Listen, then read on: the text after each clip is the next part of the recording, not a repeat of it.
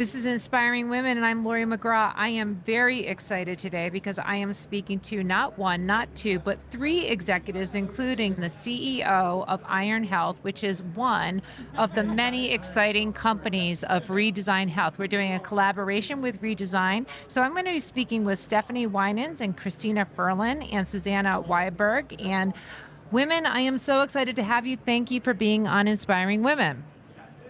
Thank you so much for having us. We are really thrilled to be here. And as you mentioned, this is Stephanie Winans. I'm the co-founder and CEO of Iron Health, but I am blessed to be here today by my two co-founders, two out of the three. We are a three-quarter women team here at Iron Health. And so I do have Kristina and Susanna here joining me today, and I couldn't be more excited to chat.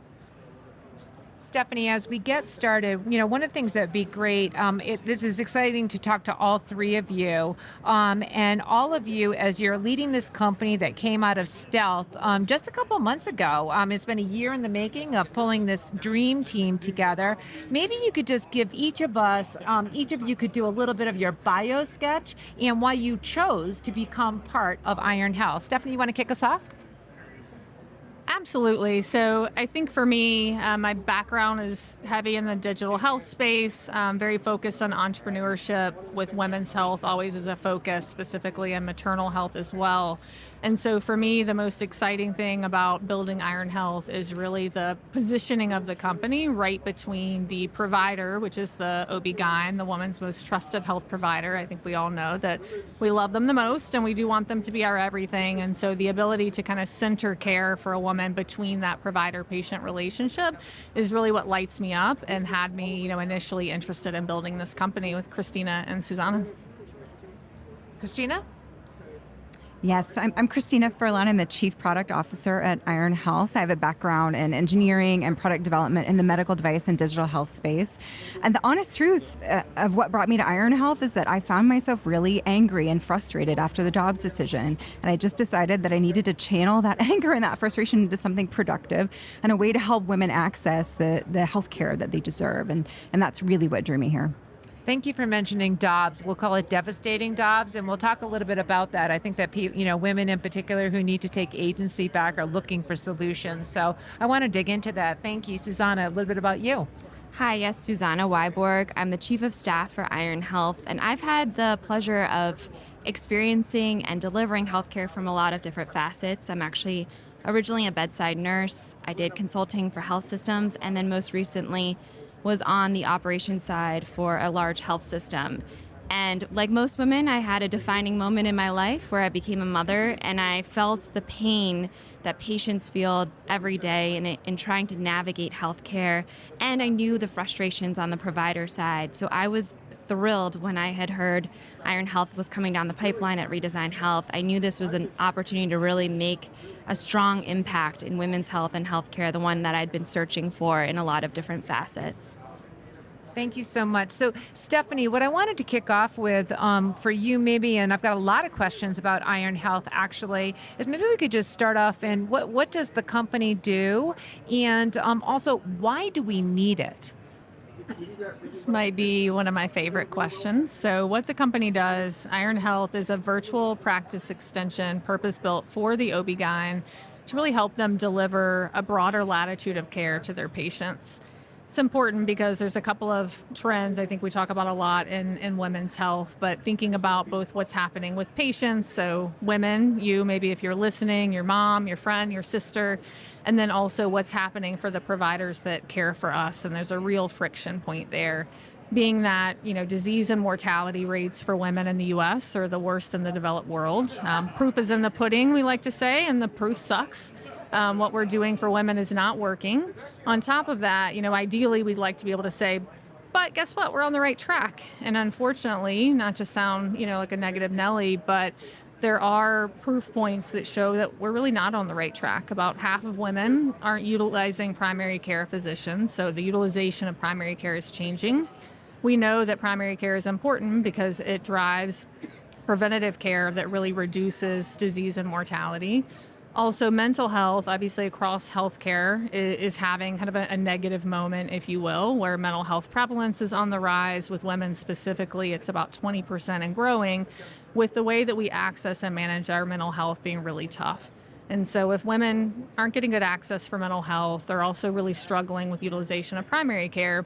One thing we are doing is we are doing our annual women's health visit with OBGYNs. So most of us are doing that annual well woman visit, and we're walking in, and providers on the other side are really not well equipped to handle all of this comprehensive care. And by well equipped, what I mean is that when you ask an OB-GYN what they do, they're specialists, they're surgeons. And from the patient perspective, we really think of our OB-GYNs as our everything. And so we walk into that annual women's health visit, not with a list of specialty questions, but really with a list of all the things. And they're stuck kind of holding the bag, really wanting to drive this comprehensive care for women, but they really need to be specialty focused because that's where their training is from a macro healthcare perspective. That's really where we want them focused. And so Iron Health really comes in at that friction point, and we help OB-GYNs deliver the extended care that women really need in a way that is more feasible for them to do so. They can leverage our platform and our care team to really deliver all of this care that's outside of specialty that patients really need to have. You know, Stephanie, I think you really did a nice job sort of talking about a whole lot of, I'll just call them new things that are being brought into that well woman visit, you know, beyond just what perhaps were the only things that were being dealt with just 10 years ago. You know, Kristina, maybe because you brought it up, I'd just love to get your perspective on because of Dobbs. You know, what are some of those, I'll just call them, you know, macro trends of the moment that are bringing more pressure on women in terms of the care, and particularly to that important visit, you know, that one-time thing that you're trying to extend?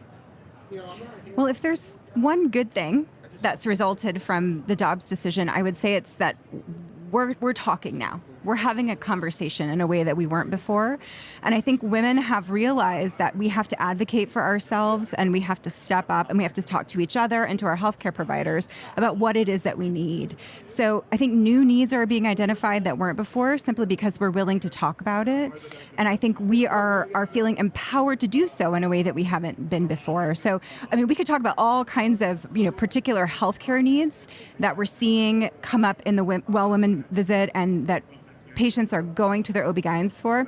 But the honest truth is that I think the reason that these are coming up is because we're willing to talk about it. But we're also building a business here with Iron Health. And I just like to understand sort of, you know, why isn't your OBGYN enough? You know, why do we even need Iron Health to extend with services and other tooling for that particular visit? So the question is, why isn't the OBGYN enough? Yes. Right?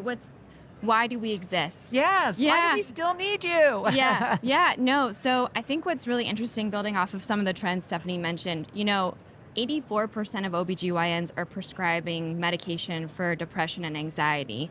That's not something they went to school for. Yep. So women are turning to them because they trust them and because they need that resource. But what we offer is so much more than medication. We have therapy, we have nutritionists, we have nurse practitioners. We're really providing wraparound services, coordinating all of it, and then putting that information back at a high level into the EHR so that the care feels seamless. I think so many women have these needs, but they're experiencing friction at in different aspects of the journey, and we really take that off their plate, which is something everyone, I think, can relate to. You know, I think I can personally relate to this just as somebody who, you know, where I live and I've moved a couple of times, I rely personally on my OBGYN for my primary care. And the reason for that is because I can't get a primary care visit. And we know that there is a workforce shortage that is more accelerated in that area. So it really does resonate with me personally in terms of what I've experienced. Maybe I could dig into a little bit more about the sort of like what's behind the scenes in terms of building the company. Who are you selling to, and how are your services paid for? Stephanie, who should hit that for us? Well, I am the money lady, so I guess that's me. And by that, I care a lot about other things, but obviously money is what makes a for-profit company move, and it's also the center of the healthcare universe right now. And as it relates to, you know, the money that we make move in healthcare, what Iron Health is really doing is aligning incentives in women's health. And so if we think about what patients need, what their providers are really able and willing to give, and then what the macro healthcare perspective looks like. What we're doing is really aligning incentives to make all those things move together in a way that's feasible. We know that OB-GYNs want to be their patients' everything. We know that it does not economically make sense. So how do we take what providers want to give and what patients want from them and really make that move? And so what we've done is come in and sat right in the middle and really created this incentive alignment where we're delivering care in a virtual care environment on behalf and in partnership with the OB-GYN. We're credentialing our providers within their practice. And so there is this economic value capture as they are able to bill for the services that we deliver. And what are the customers saying? What are your patients saying? Oh, well, I'm sure we could all have something to add here, but the market response, as you mentioned, Laurie, we did launch in March. The market response has been fantastic. And by market, we mean first, we think about our customer. We are a provider solution with our end user being patients. So patient-centric, but really we're trying to solve a provider feasibility problem.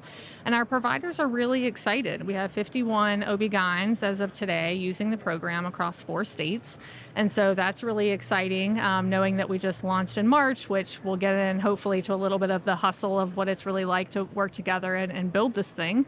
But it has been a really, really great market response. And I think the problem is real. You know, Laurie, your comment didn't surprise me to say, hey, that resonates with me. When I really sit down and think about this, I'm like, oh, it's me. I am the patient. I am the problem. I am the one who wants my OB-GYN to be my everything. And I think so many women that we talk to really feel that problem very deeply.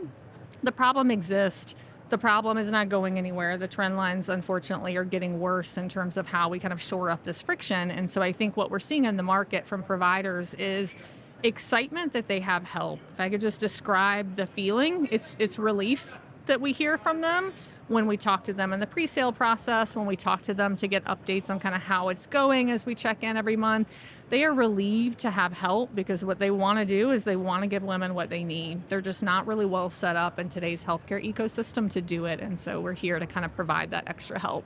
Well, I'm so thrilled to hear that it's going well. 51 providers having launched just a few short months ago. Awesome. Before we go into sort of some of the aspects about this dream team leadership team, Kristina and Stephanie, as 2 co-founders, I'd just love to hear sort of like, the big vision. So as you think maybe a couple of years out, as Iron Health gets its legs underneath it and really starts to make the traction you're already having, what are you looking for? What's the big vision? What do you hope for and aspire to? I would say, in terms of a big vision, we're really here to drive equity and access in healthcare. And so for me, if we look back and we say, what does success look like? It's being able to make that statement and say, yes, we have opened up a new world of access with virtual care aligned with the OB-GYN and really given women access to care in a new way and driven clinical outcomes in the process. And so I think while, we can talk about the business model and talk about the need to make the money work, at the end of the day, we are a mission-driven organization, really here to fill gaps in healthcare. And we want to do that in a way that is really driving more equity across the system and certainly opening up access for women. Yeah, Stephanie, I totally agree. I think equity and access are fundamental for us in terms of success. Personally, I also would like to see us be successful at raising the bar in terms of what the standard of care for women in this country looks like. There are places where it's pretty dismal today, and I don't think that we should accept it. I think we should be part of the change. I love that, Kristina, because you started by saying, women's health is attractive to you in terms of kind of taking the power back and saying, yes, this is a problem. We can sit around and complain about it or we can do something about it. And I fully agree and love the attitude there as well.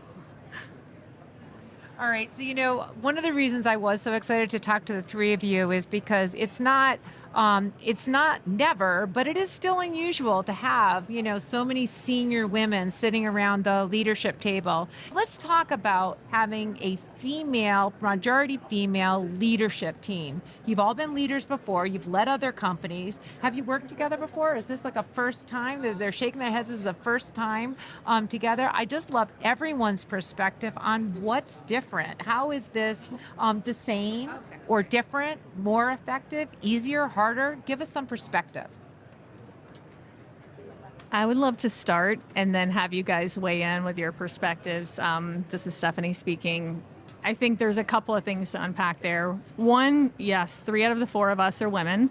And I might add that our fourth co-founder, Dr. Chris Toller, is an OB-GYN, and that not having an all-female leadership team was also an intentional decision. But intentional to build female perspective, not just because this is a women's health company, but maybe especially because it's a women's health company, but really wanting to think about what value women drive to the table more broadly and what magic we can create together. And it has been such a fantastic ride with you guys so far.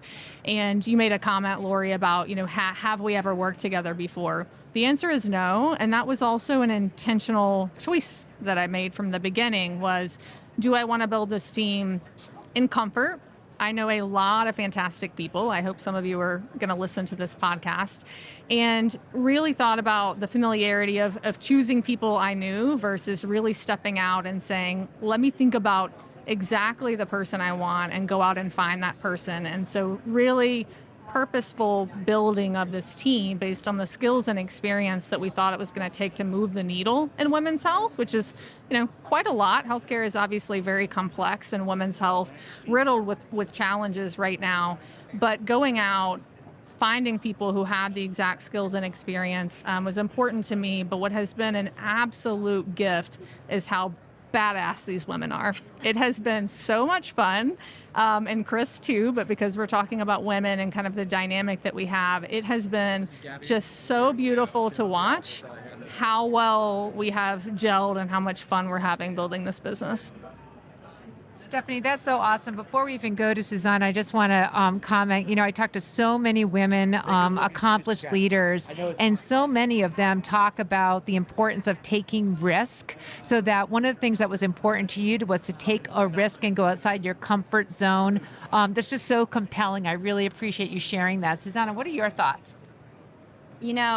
I've had the pleasure of seeing this team grow from the very beginning, and I think what's so special about our founding team is all of our skills are very complementary. So regardless of gender, I think we all bring a unique and diverse perspective to the table, which I like to think is the secret sauce for where we are today. We all have worked in different aspects of healthcare, different aspects of consumerism, tech, the health system side, and bringing that all together has really fueled the momentum that we have today. And it's been amazing. I personally love working with other female leaders. I describe them as badasses as well. I'm constantly inspired, and I feel really fortunate to be in this position. That's awesome. Okay, badass number 3. Well, my perspective's a little bit different because I spent a lot of years working in the corporate environment, and I want to be perfectly honest and say that in that environment, I found, even for myself, that although I wanted to approach that work, and I think a lot of the women that I worked with wanted to approach that work as collaborative and supportive, the honest truth was that we knew there weren't many seats at the table for us. So no matter how collaborative we were on the surface, there was always an underlying layer of competition because we knew that only one of us was going to get that seat at the table. And when you have a team, a founding team that is primarily women, that problem vanishes. So not only do we work together in a way that is so trusting and so collaborative, it kind of blows my mind. I also am very proud of the culture that we're building and the way of working that we're modeling for the team that we're building. And that is what I think is really different and really unique about having a founding team that is primarily female. Kristina, I also think not just modeling it for your own team, but modeling it for others. So I really, again, appreciate you sharing these stories on Inspiring Women and for the other companies of Redesign Health. I've really loved this conversation, and I wish we had more time for a lot more of it. Just as you think about, as you begin Iron Health together, and because your passion's really coming through, we hear it in terms of how you're committed to the company, committed to each other, and building this very important thing. Maybe you could just give us each a little bit of perspective. Now, this isn't your first rodeo as executives. Some advice for others now that you are doing what seems to be something you truly love in an environment that you're passionate about. Advice for others, maybe aspiring younger women. How might they achieve these levels of leadership? Susanna, do you want to kick us off with that? Yeah, I'm so glad you asked this question. I was thinking a lot about what my advice would be to myself even, a decade or so ago. I think don't be afraid to go out there and ask for informational interviews. Honestly, this job is the result of reaching out to people I know and being curious and wanting to learn more about what they do. And that has proven to work really well for me throughout my life. And I love meeting people and seeing where it goes. And I think, as they say, shoot your shot. Like, reach out to anyone that you are inspired by, that you respect. You'll be surprised by where those conversations can take you long term. I think that is such good advice and so true. And as Kristina said, having others support you, it's different, bringing people along with you. Kristina, what would you say to that same question? Yeah, I would say find your allies. Find the allies and the people in your sphere that you can trust and that you can lean on for support and be vulnerable with, because I think that's something that we're, especially as women, often afraid to be in the work environment. Real, gritty, raw, vulnerable. And if you're feeling that you can't be those things, that might be information for you that you're not yet in the right place. And so keep finding those allies, keep finding places for yourself where you feel like you can be wholly you, because that's how you know you're on the right track. Great. And Stephanie, close us out, please. I would say, in addition to echoing both Susanna and Kristina's sentiments, I would put a call to action out there in the reverse. And I would say, find a woman and mentor her. If there is one thing you take away, I don't want it to be our story. I don't want it to be about Iron Health, but I want it to be about the power of what it's like building with the support of other women. And we all have a responsibility to do that and to build each other up. Personally, this is my personal philanthropy, and I spend a lot of time on mentorship and coaching. And I wish I would have had the benefit of that in my own career. And I think, we can put pull strategies in to speak up for ourselves, advocate, find allies, do the things that we have to do because the world isn't doing it for us. But why don't we change that world too and put a push strategy out there and also reach out and be that change that we want to see and really help mentor other women so that they see more serious growth than they might see if they're just left to their own devices.